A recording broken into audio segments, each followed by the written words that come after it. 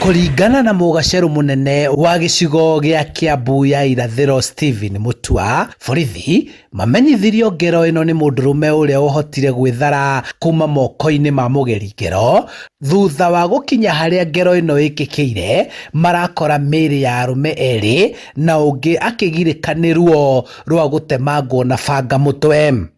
The scene was confirmed that indeed two people had been murdered in a makeshift house and one had been critically injured. The injured victim was rushed to Kiambu Level 5 Hospital for medical attention. Kũringana na arĩa marathuthuria ngero ĩno, gĩtũmi kĩa mwĩkũĩrwo ũyũ kũgera ngero ĩno gĩtirĩ kĩramenyeka, no kũringana na komanda wa borithi Kiambu Erema Hassan, mwĩkũĩrwo arakoretwo abutwo wĩra na ithenya rĩake kũnengerwo ũmwe wa aya agerete ngero. Dismissed from work because of indiscipline, sometimes back around 3 or 4 days. Yesterday, this morning he went back. He murdered 2 people, as we have been told.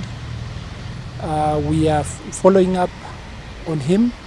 Borithi no marathiĩ na mbere na gwethana na mwĩkũĩrwo gũkũ magĩcaria njĩra ya ũrĩa mekũmenyithia andũ a bamĩrĩ ya arĩa mageretwo ngero ĩno nĩguo makinyĩrio ndũmĩrĩri ya mũtino ũyũ. After the analysis of the scene, we started fresh pursuit of the criminal who still remains at large. Investigations have commenced and we are yet to arrest him, but we know we are following very serious and critical clues. We know we are going to get the assailant. We have not reached out to the next of kins.